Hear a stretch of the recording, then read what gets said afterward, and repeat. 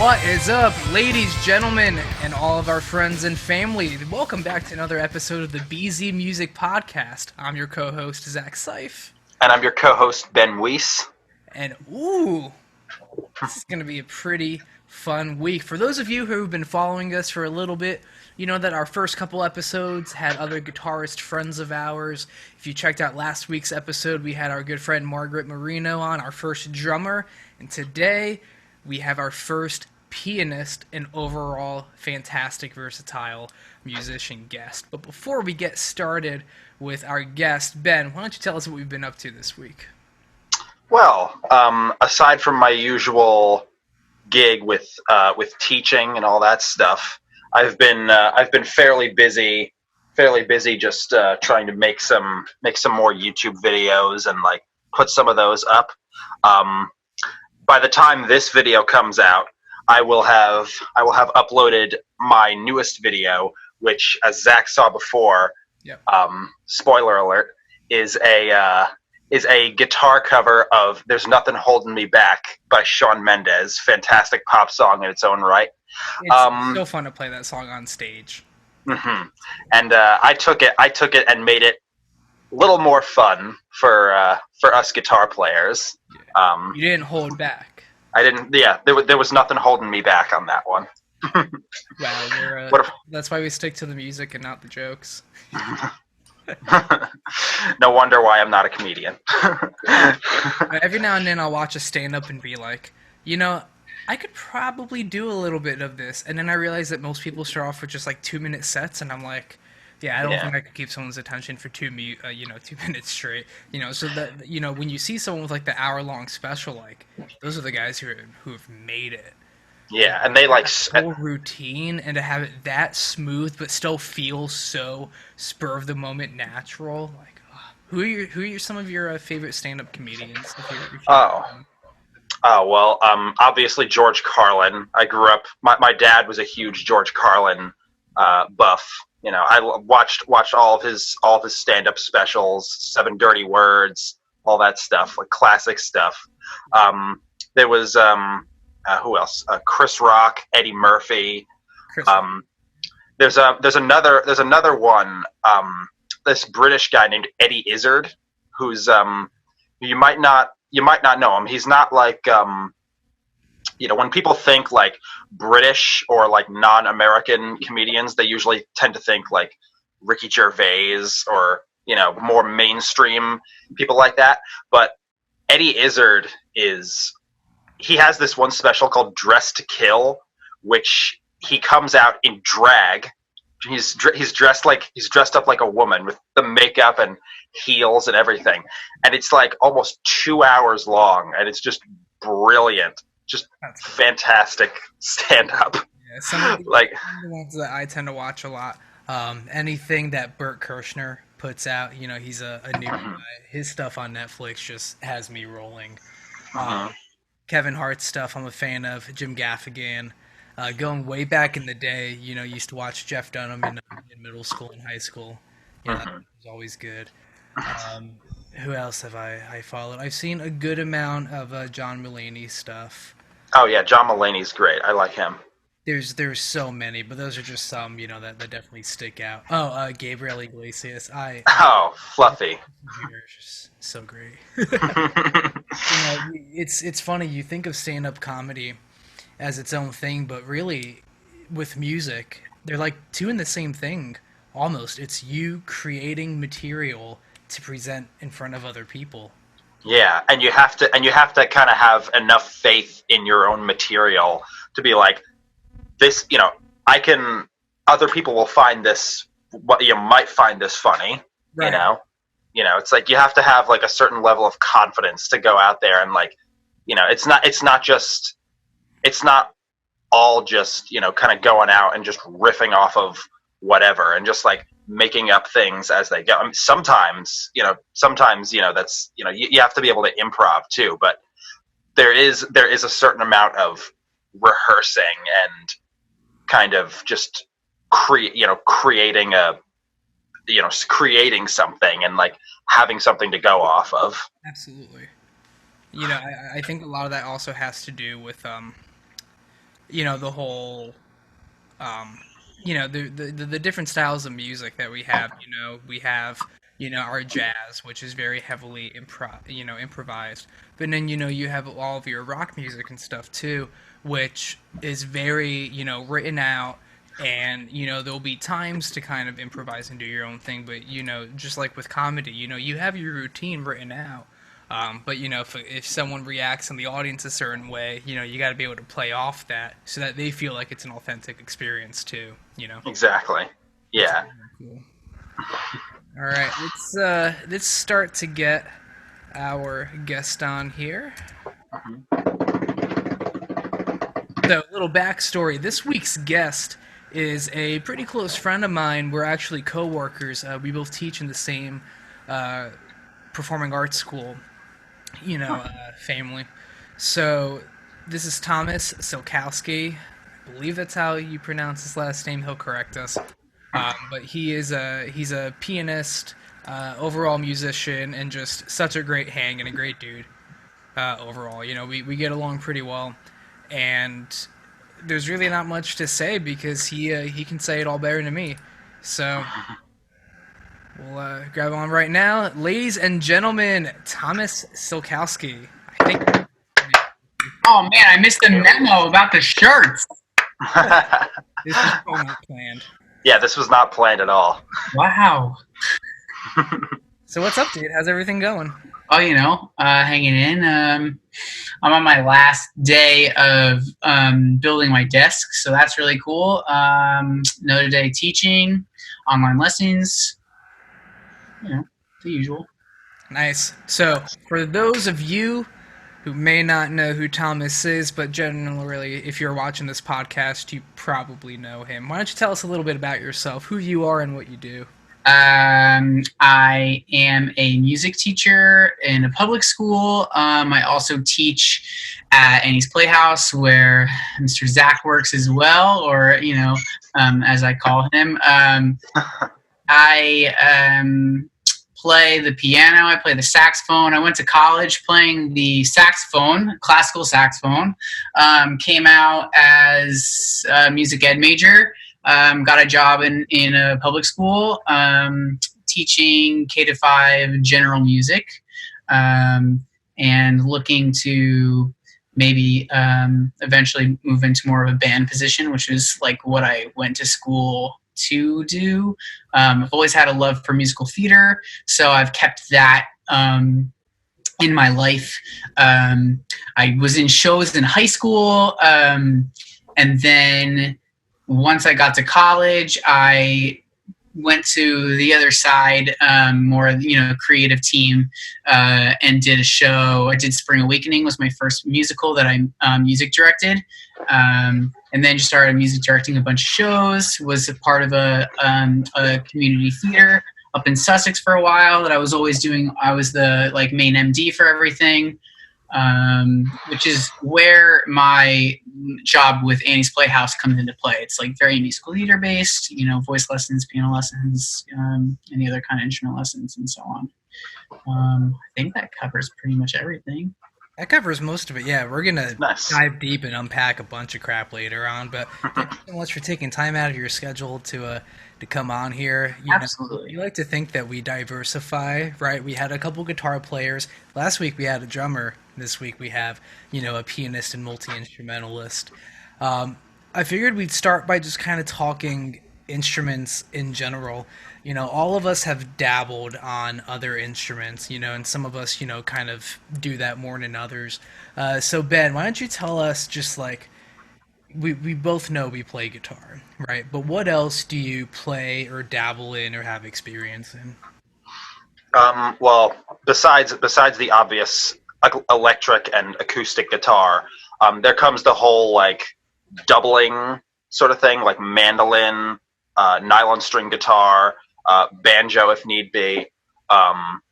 So that's kind of its own other world there. But aside from the guitar and stringed instrument based realm, I'm also a drummer. I was in marching band for several years in high school and college. I've played in I did like concert percussion and like auxiliary percussion for some shows in high school. Didn't really do much of that in college because in college I focus more on the guitar since it's kind of like my main thing. But I still, but I taught myself how to play drum set, and I'd like to think I'm fairly, semi-competent on drums. Like I can keep a beat. I'm not Mike Portnoy or like Stuart Copeland, but I'm in my head. I imagine myself to be that, but I can keep a beat, but I still practice that to this day, and I also, later on, sort of in college, I learned how to play the piano, because for music majors we had to learn how to play the piano. Thomas knows about the piano proficiency thing. And so that was that part, but then I also kind of gained more of an interest in the piano, and sort of just all that kind of stuff. And I haven't gotten to the point where I know some people kind of like double on guitar and piano for like musicals and stuff. I've only done that once, and that was fairly recent. I did it for The Who's Tommy. Oh, that was the one where you lent me your piano. Or you gave it to me, or yeah, that's it. And rent, and it was I am passable at performing piano live. Mm-hmm. So basically I just took the main parts and just kind of, did that. Yeah. It's all the secondary stuff that doesn't really need to be there in book 2, because it's guitar 2, piano 2. So Rent really needs the second guitar because it does all, half the heavy lifting. The keyboard 2 stuff is just kind of, what I call like sprinkles on top of the sundae. Yeah, it's like, I'm definitely, now that I'm, I really have no one to impress with my piano playing. I have, I've had more time to just like sit down and just like actually like figure some stuff out. And so like, I'd like to think, I'm competent enough to play, if a book has like a key 3 or a key 4 or something, or if the key 2 is not crazy difficult, and that's at least at this point. Maybe once things open back up, I'll be able to do that. But there's really no telling. But that's all I can do is just practice and just hope to keep getting better. So, in summation, guitar, drums, piano, like that whole family of instruments is kind of my wheelhouse. What about you, Thomas? You seem to be teaching as much stuff as I do over where we are, and I probably don't know half of what you do still. So why don't you share with us, everything that you've at least dabbled in or have access to? Well, so I'll start with my main instruments, which is piano and saxophone. Started playing piano on my 8th birthday. Took lessons all through high school. We switched over to like a more jazz focused somewhere around middle school. We like ditched all method books and just decided because he was a jazz pianist, like had degrees from like Manhattan and Juilliard and all these places, and so he was starting to kind of have me dabble in the jazz world, which I solely am thankful. Like I credit everything that I know about like music theory due to jazz. Like what I did with jazz piano, like took my theory knowledge to like a whole nother level. Like anything that we did in college theory wise, I was like, oh, yeah, like nothing was new to me. Like, because I just like, for some reason, everything was just, I was like, yeah, I know all that. Like, I feel like theory is like a very strong side of like my musical abilities and knowledge. Then fourth grade, we start instruments, started the saxophone. I only played saxophone in school up until high school when my band director started giving me lessons because he's a saxophone player, and he just decided to start giving me lessons.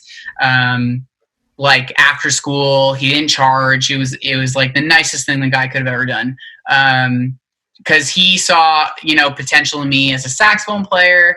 So I continued with saxophone, got to, around junior, senior year, and basically had to make a decision whether I wanted to like have my main instrument in college be saxophone or piano. I decided that it wasn't good enough to be piano, because like I started to really just dabble in so many things in terms of piano that I like wasn't like a great classical player. Like I never did all the like serious standard classical rep. Like jazz, I was like always dabbling and it like never felt really polished enough. So decided to go with saxophone and, got into the program and continued through the program as a saxophone player. My piano playing kind of fell to the side a little bit until I got my first, when I MD'd my first show, my junior year. And then ever since I've graduated, I've played practically nothing but piano. So like in the course of like junior year of college to now, my piano playing is, I have no idea how I've gotten to where I am. Like I would be frightened beyond to like sight read like for auditions or something for piano. Like I was like, I can't do any of that.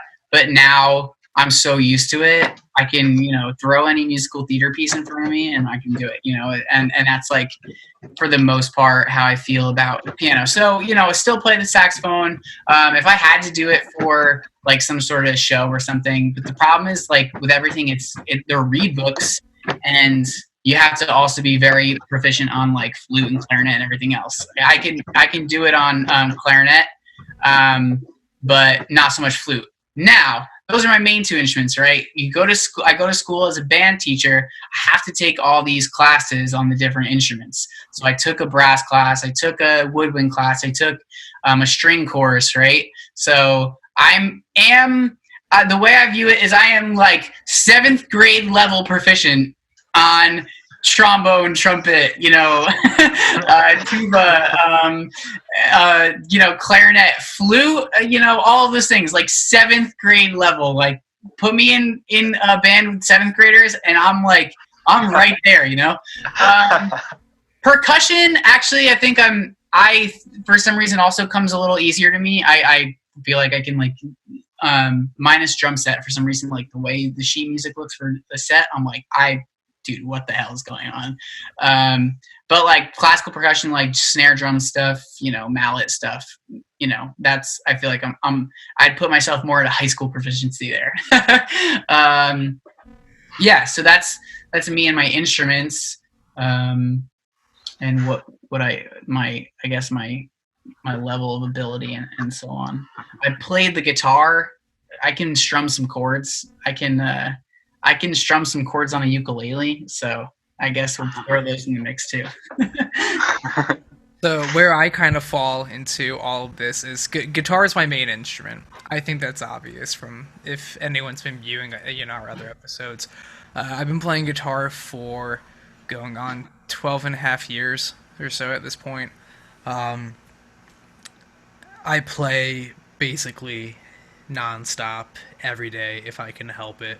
It's just something that I still thoroughly enjoy. Every time I pick up the guitar, I'm like, look at all this stuff I still can't do or still don't know or still can get so much better at. And it's, one of the only things that has been that consistent, through my life, which is pretty cool. So, electric, acoustic guitar, nylon guitar, pretty proficient with that. My reading is, relatively, I like to think, advanced on that too. When it comes to drums, it's funny. I learned how to play drum set my freshman year of high school because we had a percussion lab course, and I took it. And I'd stay after school every day, and if I wasn't playing guitar, I'd try to get on the drum kit and try to like sync my hands up, because a lot of what we did was just percussion. Um, and then sophomore year and junior year, I would still just try to play a little bit every now and then. And then my senior year, I took the course again, and that's where I started to really be able to kind of, keep up on, the drum set.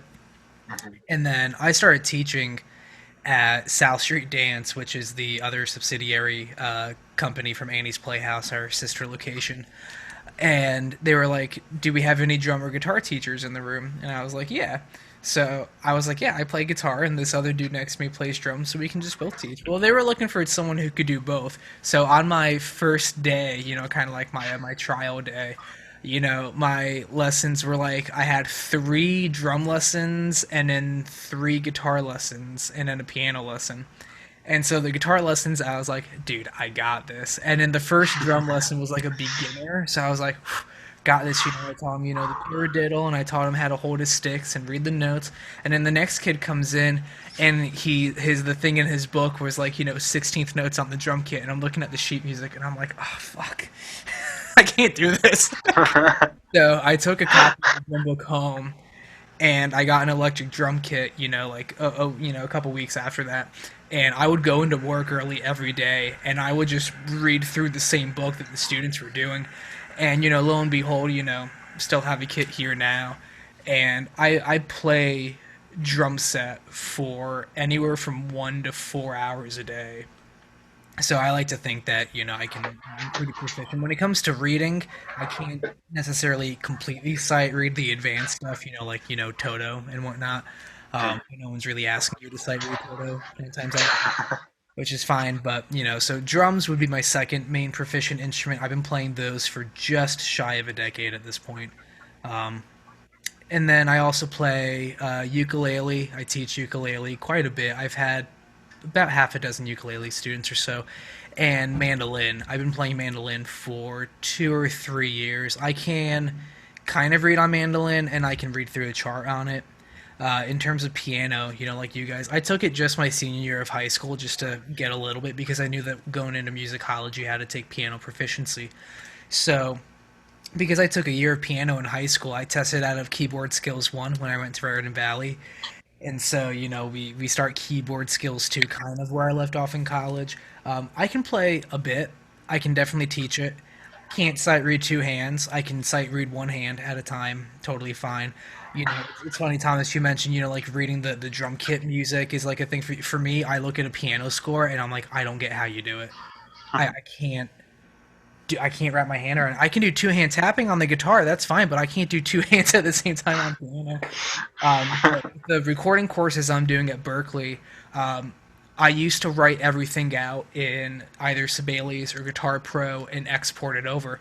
Now I grab my MIDI keyboard and I'm like, all right, well, if I was a pianist, I wouldn't just be moving, these block root position chords. So I'm like, working on my inversions and stuff and playing all the parts on a keyboard. And it's definitely making it faster and easier to do that for sure. So guitar and drums are the main, with guitar being my undying passion. Every band I've ever been in, I've played guitar, played bass for one band, and that was all right. um, but yeah, that's kind of where I am. I can't do anything that involves breathing, so like anything where I have to. It's just because I never did it. I never did band in middle school until 6th grade, where the music teacher was like, "Oh, you play guitar, right?" And I was like, "Yeah, I've been playing for like a year or so." And he's like, "Cool. Do you know what a bass is?" And I was like, "Yeah, it's the big guitar."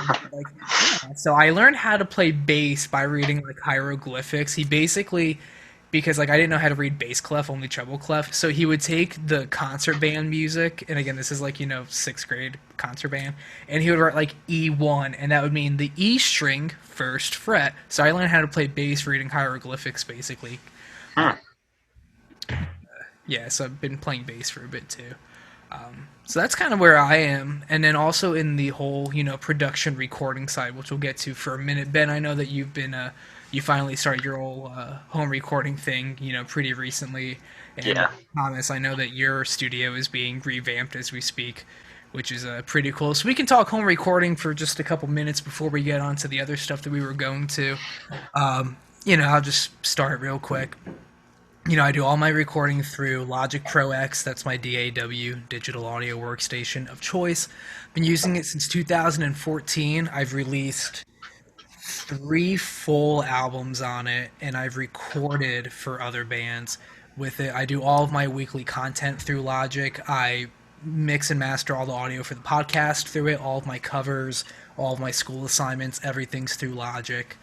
It's just a fantastic program that I've only had a handful of issues, and it was mostly just because of computer limitations. For recording, if it's direct, I have a Focusrite Scarlett interface. It's the 2i4 model. I've had it for ever since I started. I had a 2i2, upgraded to a 2i4.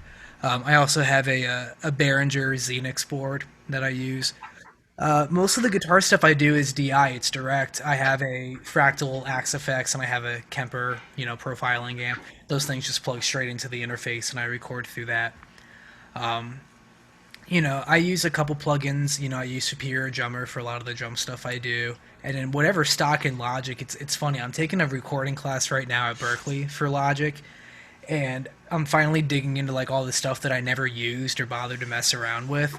And some of the stuff on there, the stock in-house plugins are fantastic. There's like Neve and API everything like already in there. And I started using that stuff and I'm like, I have no desire to buy plugins outside of string libraries because string libraries are just the best. So that's, kind of my recording thing. I've been, dicking around with recording since my sophomore year of high school, because once my first metal band broke up, I recorded all the material myself.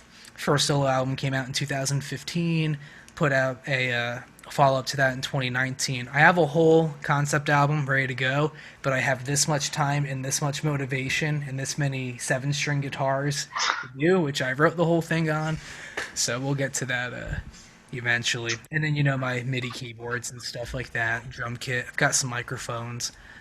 Nothing too crazy. What about you, Tom? So I was, again, being that I was a saxophonist primarily through college, I owned, I had like a upright piano in my house for a while that was always a half step flat. It was never in tune because that's, and more so the case, right? You get a free piano and move it and it's, too flat to raise up, or they try to raise it and then it won't stay. So I had this upright piano basically growing up. I was doing shows probably like first year out of college. I decided it was time to get a keyboard, like my own keyboard that I can take and for gigs and stuff. Got myself a Roland FP30 and had that for a while. Moved into my own place, still had it. And then I decided I fell into the gear hole where you just start buying everything literally everything. So decided that it was time for a new keyboard. I don't remember why I decided that, but I did. Got myself through Reverb, which I use all the time at this point. There was a guy who was selling a Roland FA08. You're going to hear Roland a lot. I'm a big Roland fan. Roland FA08, which is a workstation. So, they give you your main sounds on top of a bunch of dials and other stuff. You can sequence with it. You can, create you have like a whole scene of 16 different instruments, and like you can record on top of them. Like literally a lot of things that like a DAW you can do. You do it from these workstations, right? Got this FA08 for like a dumb good deal and had it for a while, just my own instrument. Then I started I also have 2 vintage synthesizers that I had from my grandfather when he used to be like a bar club, like had like a jazz group. and he has a Korg Poly 6 and a Moog Rogue, which is basically like a bass machine. I love Moog stuff. It Yeah, just so everything up. yeah, so this is the Moog Rogue. It is primarily just a bass machine. Like it's like you want some bass sounds. Like it's gonna give you that. It's single. It's monophonic, right? Is that Yeah. It's just gonna be one note at a time. Then I decided I wanted more. Decided to get a Korg Mini Log Xd, which is another synthesizer. Recently sold that. I have a Roland, the Boutique series. They came out with these Boutique series synthesizers, which is pretty much like a desktop module they recreated their classic Junos or Jupiter. So this one is a Juno 106 and Juno 60 combo. Like you can flip between the two, and sounds pretty identical, and it's literally the size of like a tissue box. I got the guy right here. This guy is this desktop. Like it is the Juno 106 and Juno 60 all at once. It's pretty awesome. Only works through MIDI, right? So I hook my MIDI keyboard up to it, and it's pretty awesome. I'm not gonna lie. How do you output sound from that? Huh? How do you output the sound from that? So you have to. It's like headphone jack to, quarter inch or wherever. I headphone jack into like a XLR or a quarter inch into my mixer. So that's that piece. I use my MIDI keyboard, which is a Novation SL MK3, very, very much designed for a live, which is my DAW that I use. I came into using, again, all this is so very new to me, and I can tell you where it all started. I went to Horseshoe Tavern, which is down the street from me in Morristown, and because a buddy of mine knew members of a band they were doing a live band karaoke. Okay, so they're doing, they had a list of songs. You pick the song, you come up and you sing for the band. They're just playing and you are the singer. It is the coolest concept. So so freaking cool. Most karaoke's are you got the box and you go up to the screen and you're just you're singing along to some karaoke track. No, we are a live band that you are the singer for, Super cool. It is, absolutely. I was not a member of this band. I went there as an audience member because my buddy knew somebody. Turns out I ran into somebody that I know, and I'm looking at the set list, and I'm like, yeah, it's okay. They wanted me to sing because I'm the musician in the friend group, so they're like, you gotta get up and sing. And I'm like, I'm not gonna do that. But I'm looking at the set list, and I'm like, yeah, it's all right. I don't love everything. There's nothing here that I would want to go up and sing. Right. But I was like, but maybe I could, ask the piano player. I was like, listen, I'll take over for a little bit. You go get a drink, and I'll play whatever I want to play, and the band will follow me. I was like, that was my thought in my brain. To a coworker that I ran into, and she was like, oh my God, I know her. She because she is family friends of the band, so many weird connections. She's like, yeah, Genevieve would totally let you play the piano. I was like, no, it was a joke. Anyways, the night goes on. I'm having more drinks. The band had brought auxiliary percussion instruments, shakers and bongos and shit for the audience members to have and shake around while they're enjoying, while they're so everyone is a part of everything at all times. It's so cool. There's a cowbell, somewhere in the room, and I was like, I need the cowbell. I need it. Immediately my brain starts thinking Will Ferrell, SNL, and I'm like, oh my God, I need the cowbell right now. And I'm like, I need them to play. Everything needs to happen. So happened to get the cowbell. Some song is happening. I can't remember, and I'm freaking wailing away on the cowbell. I make my way to like the front of the crowd, and like I'm wailing in front of the band, like, and they think it's hysterical.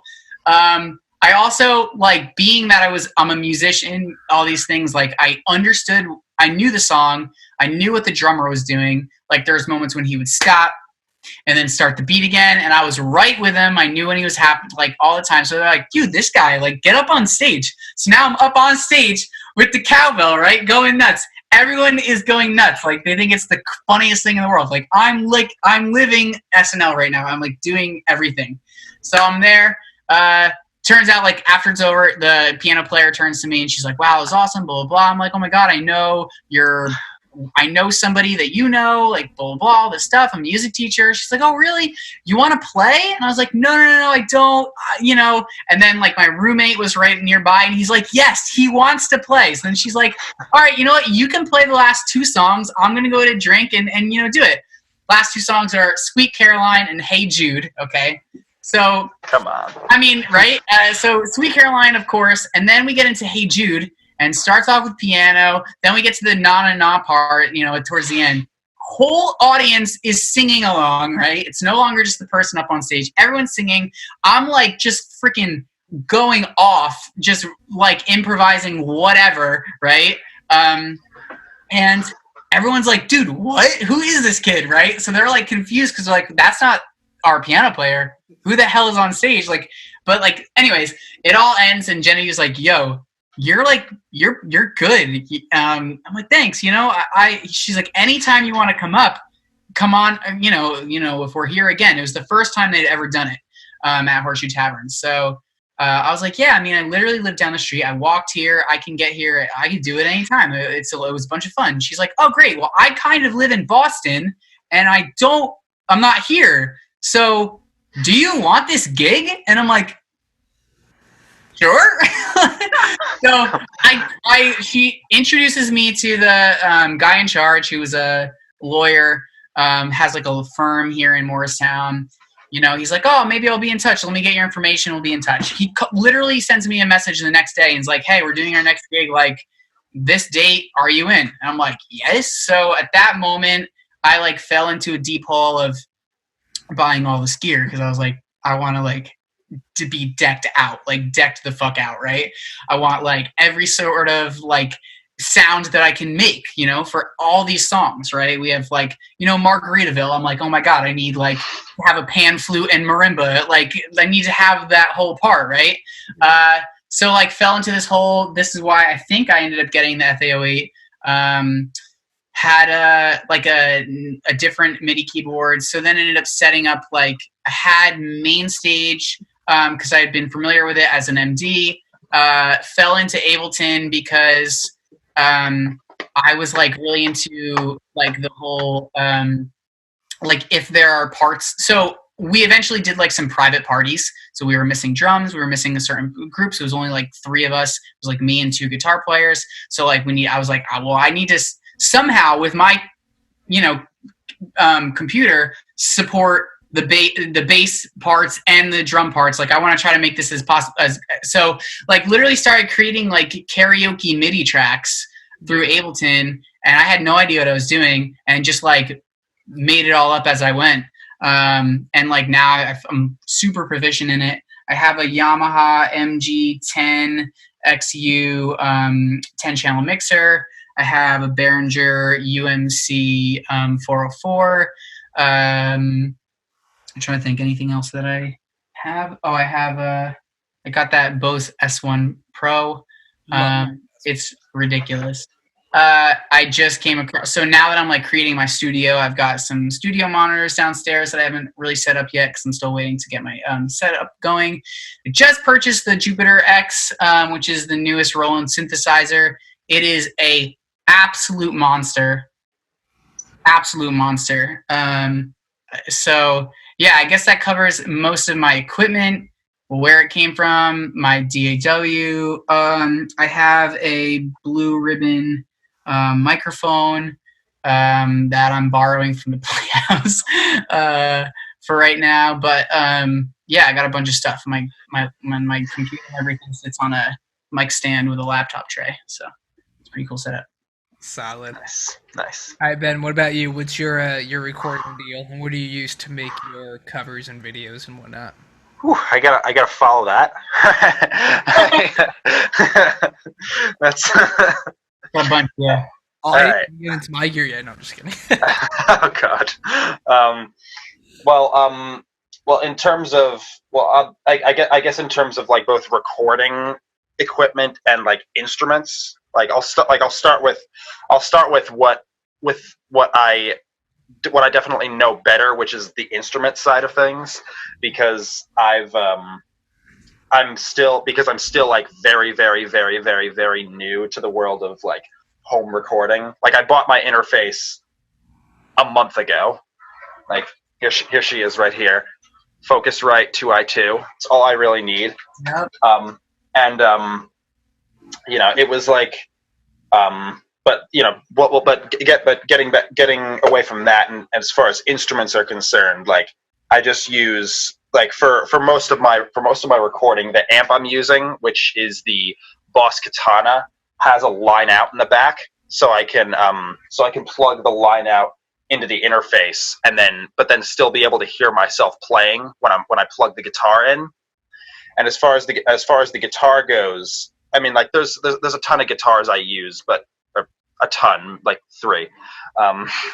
But I mostly use my Telecaster, which I change the pickups out. I have Seymour Duncans in there.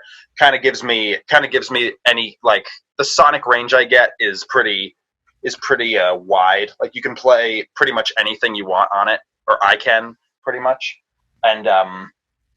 And so that's kind of my main thing. I usually plug through my my pedal board, which is a Boss GP10. I'm a huge Boss fanatic, so hopefully they notice.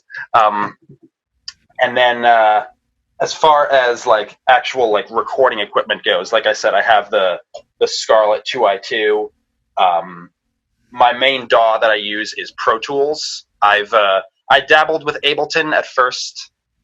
When I first got the interface, but I just kind of found I found like, just because I thought Pro Tools was like a little too overwhelming at first. I mean, any DAW to me was kind of overwhelming, because like I had no idea how any of that stuff worked. Like at first, like I didn't even know what an interface was until like last year.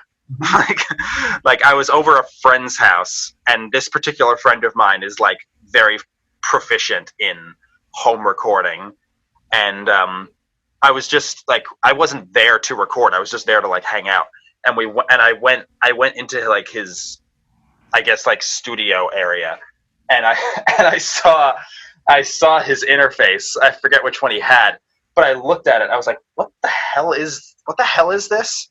And he's like, he just looked at me like I had 5 heads. He was like, it's an interface.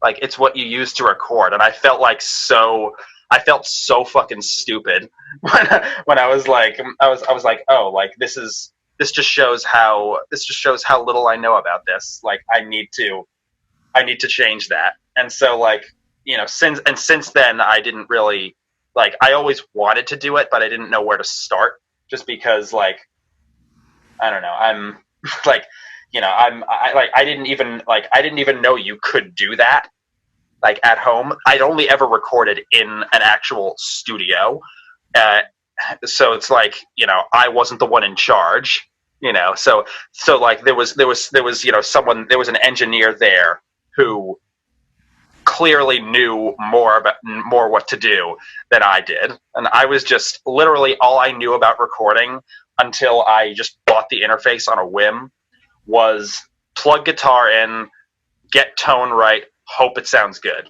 That's literally all I knew. And I was just like, you know, I was just like, man, like, my knowledge on this is like severely lacking. So that's kind of how it began. And now, you know, now that I've had it for about a month, I feel much more competent in the recording game than I did. Obviously, I still have more to go, but then but I feel much better about it now than I did, a month or so ago. So interface is Focusrite. DAW is Pro Tools. I'm going to be ordering some PreSonus speakers pretty soon. And then that's really, for me, that's really like the essentials. Like, I just need like computer, amp, guitar, interface, speakers. Like, obviously I'll go down the rabbit hole. I've been going down the rabbit hole, but I just haven't been buying anything. So that's there's many more things on my wish list, but that's I'm picking them out, by importance right now. So that's kind of my little area over here. Yeah, dude. Cool. So I've got one or two more things that we can kind of touch on. This is mostly for our special guest today. Thomas, what is it like being a musical director in general? How did you get your first gig MDing, and what is your kind of thought process when you do what it is you have to do as MD? Because even I still, I only found out 2 years ago that the MD is also the person who chooses the people in the band, but only sometimes there's an MD and an assistant MD, but only one of them works with the music. So what is a musical director, and what is your experience doing that? So I mean, in terms of the musical director is a title, could mean a lot. In terms of our work, right? I'm considered a musical director at Annie's Playhouse. And we, just are in a lot of different areas of music and teaching and all these things, and being maybe more in charge of what music is handed out to kids, what they're going to do for classes, what music you're going to teach for the classes, and in that regard, relaying that information over to the dance teachers and things like that. Now more on the theater side, which is probably more so what we're looking at. I started, my first show that I MD'd was Spring Awakening, my junior year of college, with the student theater group at Rutgers, the Livingston Theater Company, LTC. We did Spring Awakening, and somebody, you apply to be on the, part of the creative team as a music director or whatever. I went in, I got interviewed by the director and everything. Ended up doing it with a buddy of mine, who at the time we were just kind of in similar classes. He was also a music major, and I was, Kyle, who now works with us, Mr. Kyle. But him and I, Kyle Buchanan, if you know him, Ben. Yeah, I know Kyle. Yeah, okay. That's the thing with you Rutgers people, is you all just know everyone. So, as large of a school it is, it becomes a super small circle pretty quick. I MD'd a show for Ajit, who was the director. Kyle Buchanan and I were the two MDs.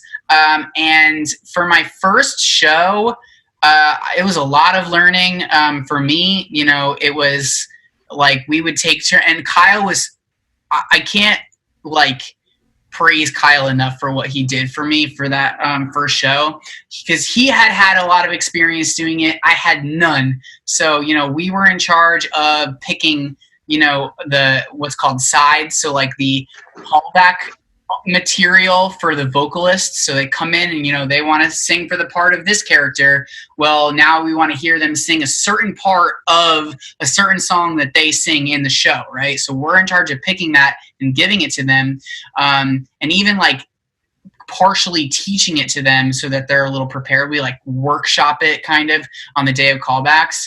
And then you're responsible for, and you're part of all the auditions, and as a team, you guys kind of sit to figure out and cast the show. So music director is very involved with casting, and then you start teaching the vocals to the cast, right? So you're teaching all vocals. You're responsible for making sure that your cast is familiar with and is very proficient in the music of the show. That is your job. You have music rehearsals. You're teaching the cast. You're working one-on-one. Maybe you're working with groups. Maybe you're full ensemble. You're working with everyone. You're in charge of teaching all the harmonies, making sure that they, it sticks for them, so that we come back another, rehearsal and they don't forget it all, right? So making sure it is ingrained with them. And then, my first show when we were doing that, we were switching on and off, Kyle and I, like teaching. I would teach this one, he would teach this one, and back and forth. But like, if you're the only person, like you're doing it all, then further down, like when you have rehearsals and it's time for them to run a musical number, they're doing or they're practicing their musical number, with their choreographer. Guess who's playing the piano for for their choreographer when they're learning it? I mean, usually when they're like learning it, they'll just have their own like dance rehearsal and they'll worry about it and they'll use a track and kind of so on. But also as an MD, I've been responsible for creating tracks. So like they want to use tracks that are identical to the score. So I'm, creating piano parts and creating like recordings that the choreographer can use and so on. Cause you can't use sometimes you can't use Broadway recordings because, well, one, you don't want the vocals part of it because then the cast doesn't learn the vocals as well as being able to do it by themselves independently. And two, a lot of times like Broadway recordings leave out parts, like they'll leave out dialogue, they'll take out vamps because there's no need for all those things, like when it's just a cast recording. So that in that case, you have to figure out what's different between the cast recording and the score, and and decide whether you can use and so on. So and then you're also, as you continue down, so you're rehearsal pianist, you cast shows, you teach the vocals, and then further down the line you're hiring your pit. So I mean, at least for every show that I've been an MD for, I've found and hired my pit. In college, it was all, students who wanted to be a part of it, and you're not paying anyone, but, they get to be part of the show. And, then you create rehearsal schedules for your pit, and then you have your sits probe, which is the best part of the process, in my opinion. It always is. Everyone always feels the same way too. So I would say like music rehearsals, you're in charge. And sits probe, like you are in charge, like everything runs on your schedule for a sits probe. And that's the way I've always kind of viewed it and take it and conduct myself. Like when it's a sits probe, I'm like, everyone's listening to me. It's my game plan. We're on my schedule. If I want to move on, we're moving on. If I don't want to move on, we're not, you know what I mean? And it's all on me. And then for the shows, you're either in person in the pit or you're conducting while also being a person in the pit. Sometimes depending on the show. So for Spring Awakening, I conducted because there were two of us. We wanted to make sure we each had like enough and feel like we're all part of it, So Spring Awakening is a show that definitely don't need someone who's strictly a conductor. It's written in as the keyboard book. The keyboard / conductor, and I MD'd the show a second time with the community theater that I was a part of, and that's what I did. And then I MD'd, I'd say 2 shows in college. Then out of college, I continued. I like got lucky, and a close friend of mine from high school happened to come across this theater that they were kind of in charge of and running over the summer and doing shows. So I started taking part in that. Took on some like massive shows. We did like Chorus Line, we did Legally Blonde. We did like, these are some, there was others I can't think of right now, but we've done some big shows. We did Godspell, which I love. Godspell is maybe one of my favorite shows. I've done it. Love Godspell. Yeah, the Revival, the Revival just soundtrack, like everything about the Revival score to me is just so much better than the original. Yeah. I love it so much, like right away from the opening to, you know, Save the People is way better. Like, I mean, the finale is epic. You know, all the guitar parts are like, it is so freaking cool. So I did that show. But now, so when I was in the community theaters I've done, now you're in charge of like hiring pit members, but also paying them. So that becomes, you know, something you're responsible for, like a budget. You're only given this a certain amount of money. And that's something that a lot of people don't, and I, like, as a pit player, like I can see both. I am luckily able to be kind of on both sides. Right. So like pit players, a lot of times the complaint is that they're not paid enough, right? 100% true, like 1,000,000% true. The other side of it is the community theater can't give the budget for what the instrumentalists always deserve, you know? And you know, Zach knows, Zach's done some shows for me, and like the amount of money that he got out of it is not worth like the amount of driving and other stuff that he did. Basically, you know? Broke even at the end of it. Yeah, which and that was me fighting for as much money as I could get my pit players. Now you're also in charge of like, okay, here's your budget. Like you have to like figure out how many players you can make with this budget.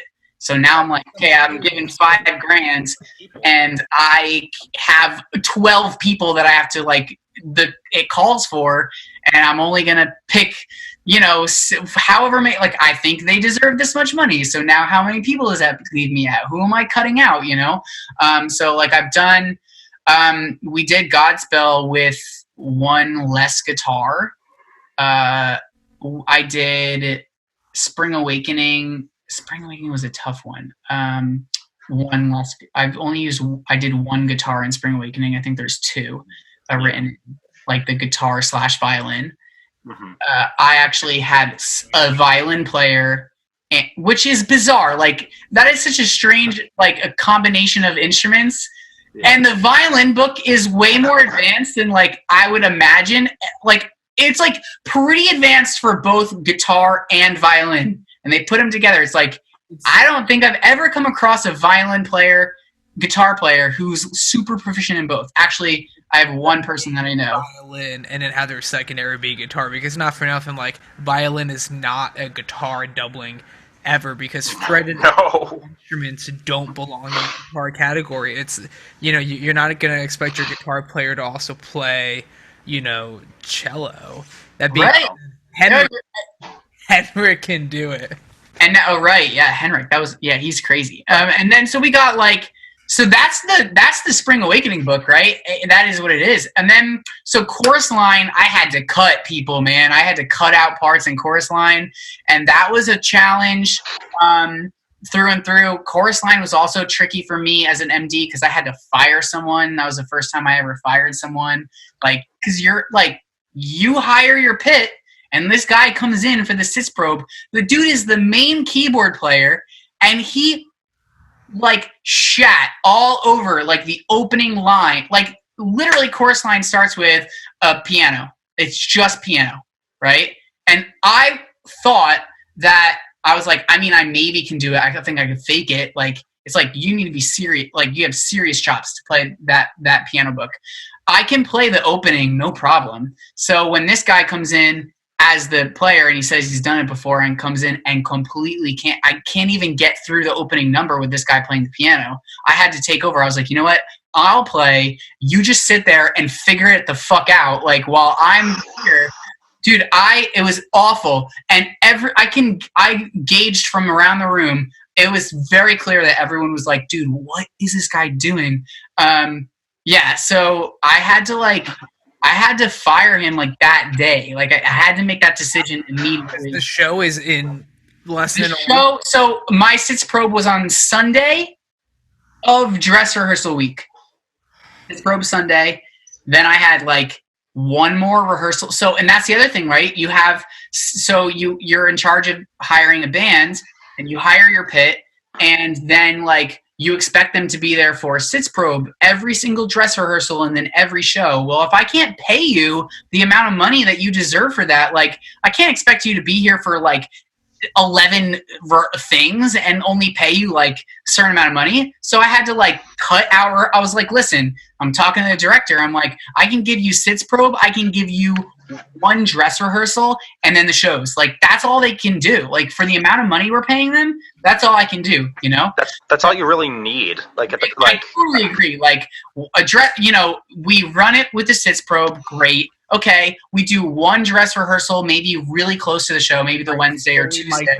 Plugged in through the board, monitoring, and like get them through the vibe of, you know, the with the dialogue and everything. And after that, like as a pit player, you guys know, like, all right, you get the hang of it. You know when you're supposed to come in.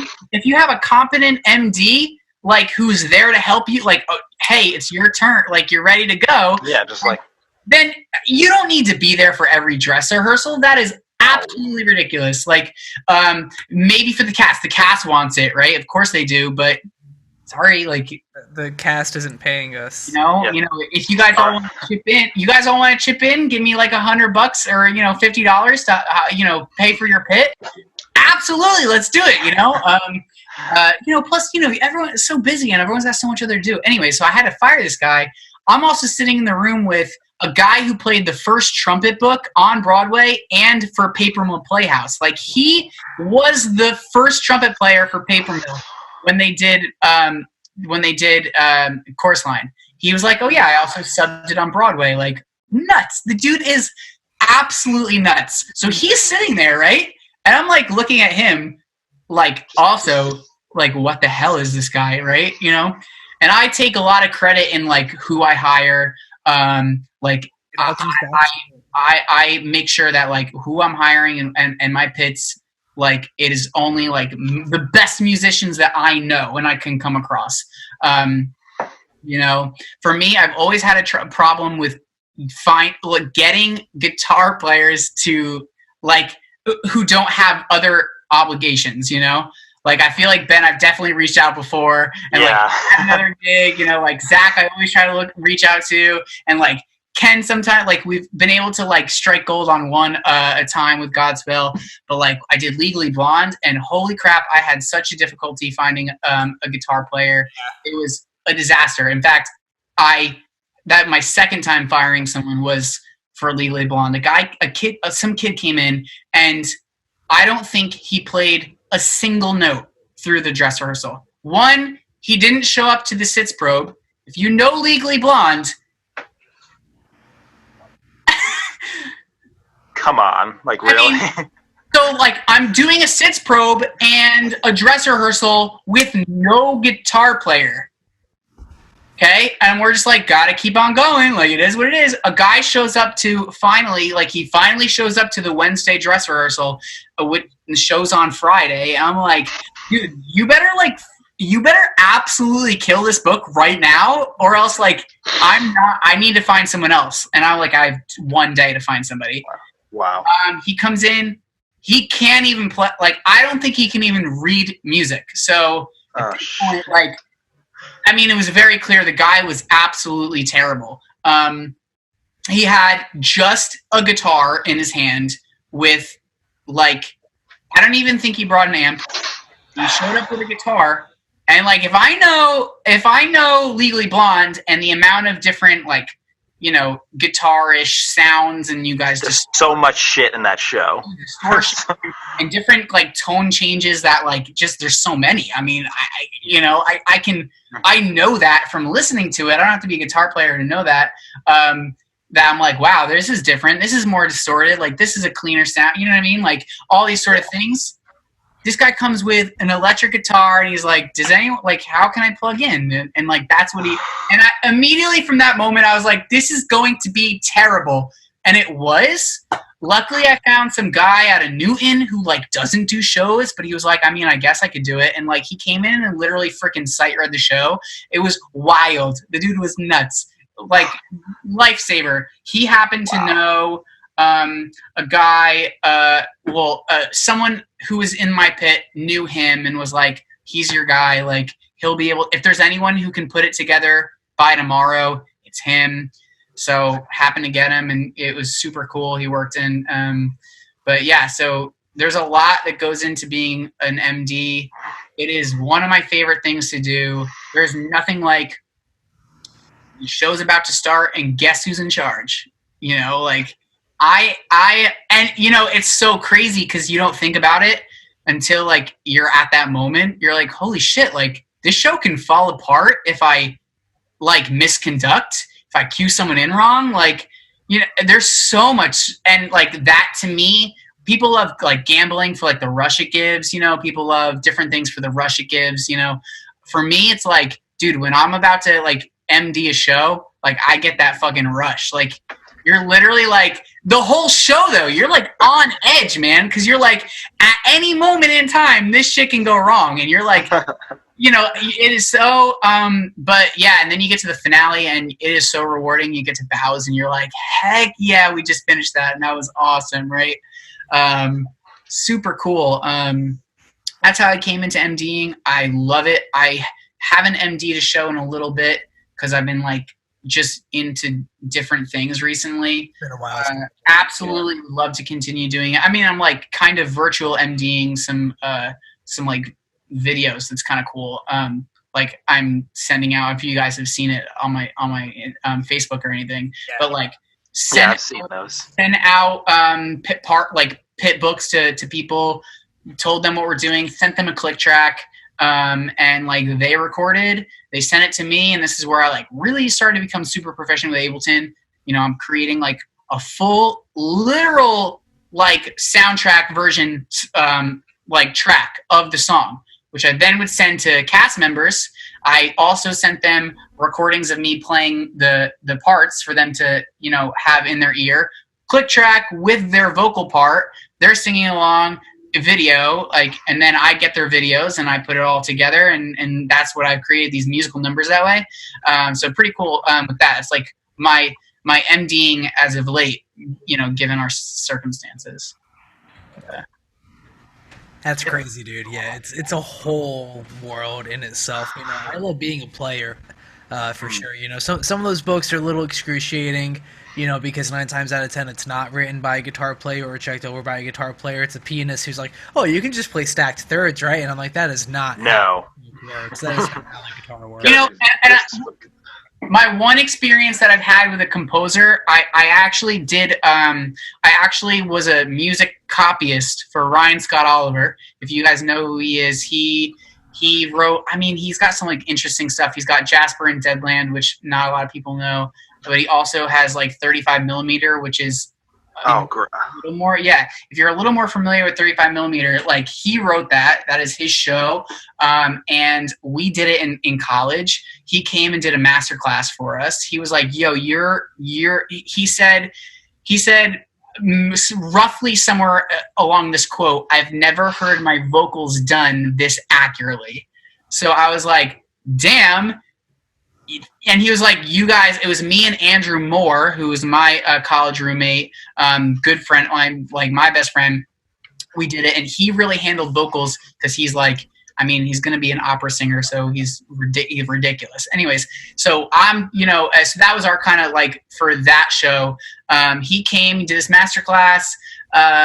He was like, listen, if you guys are ever looking for work, reach out to me. So I was like, hell yeah. So I reached out to him. He asked me if I was proficient on Finale, and I am. So he basically gave me a project where I had to take his old orchestration of Jasper and Deadland, and we were redoing the orchestration for a smaller group of people. So just a newer, like a smaller orchestration.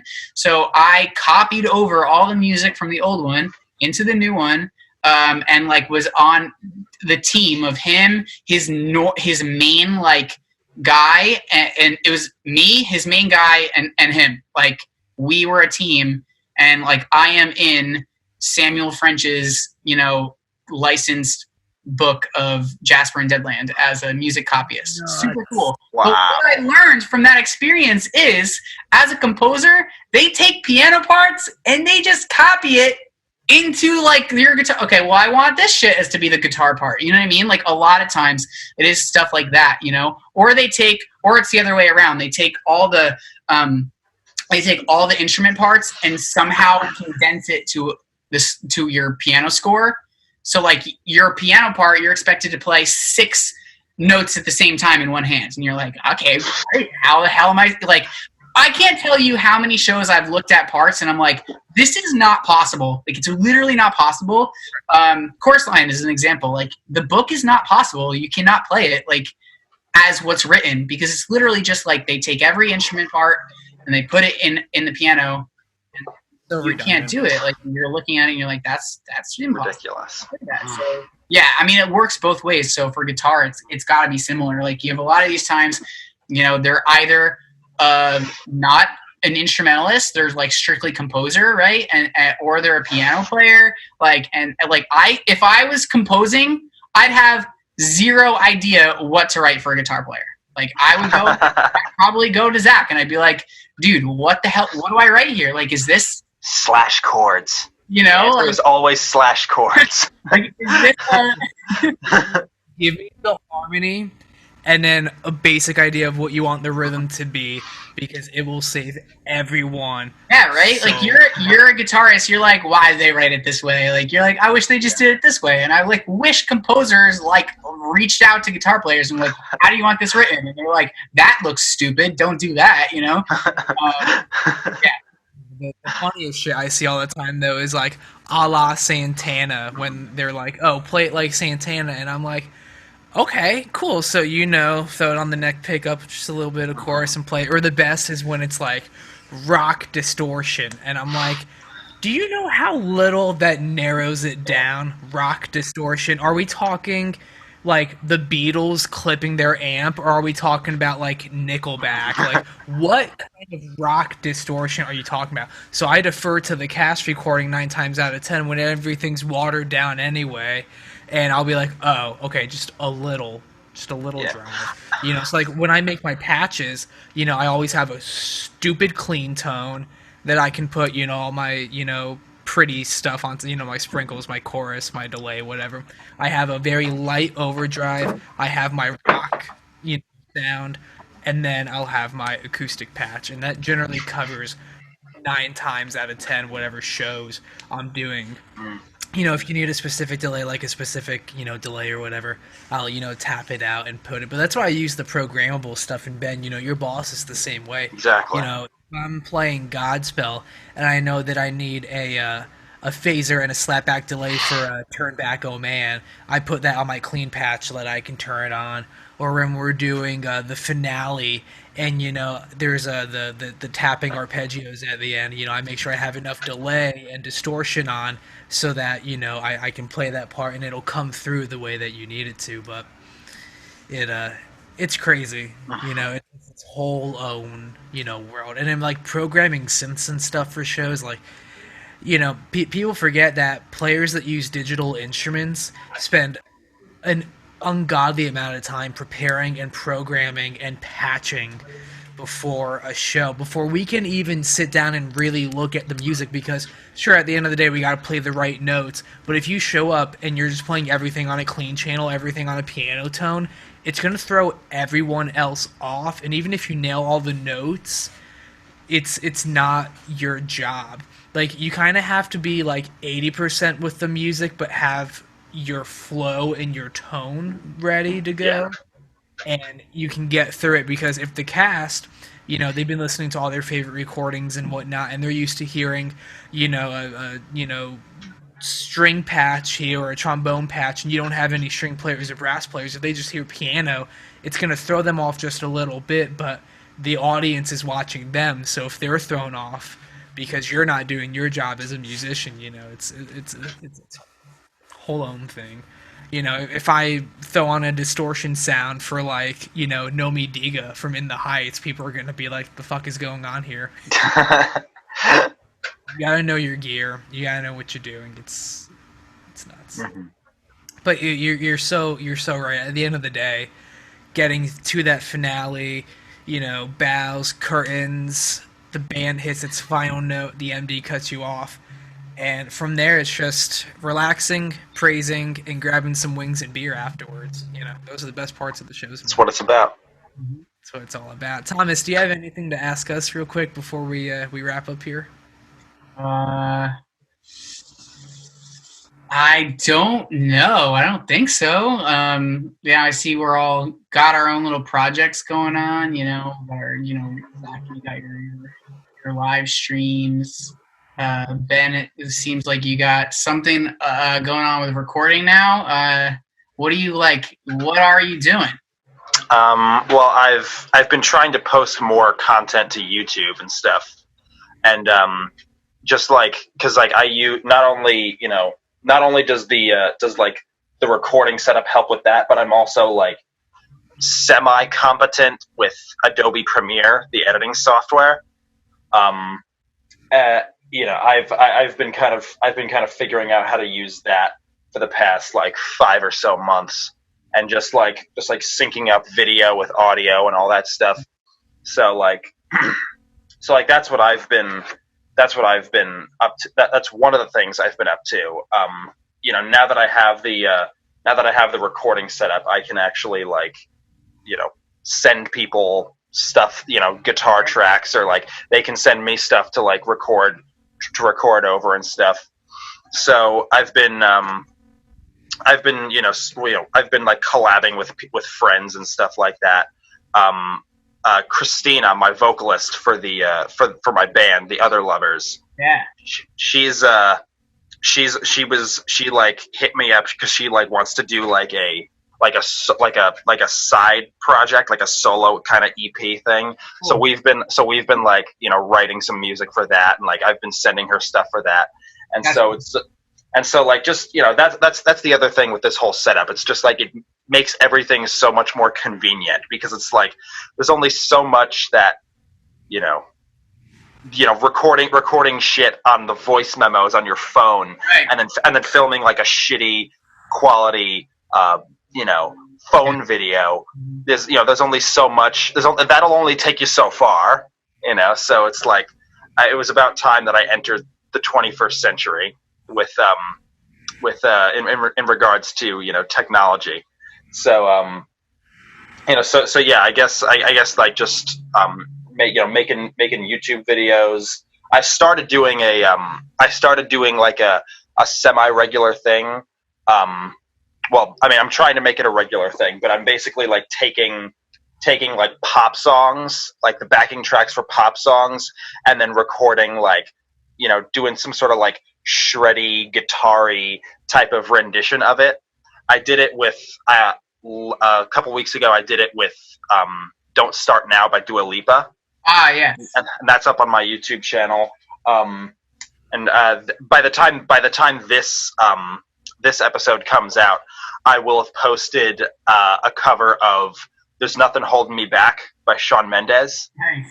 Yeah, so like I basically like take these like really catchy, like kind of simple pop songs and like guitar it up a little bit. Yeah. And having this setup makes that possible. Because otherwise I would just have to put a backing, put the song on like my computer and then like record myself on my phone doing it, and it's right. Like it would sound very I guess like amateurish, I guess, and like not, and it wouldn't sound very good at all. Yeah.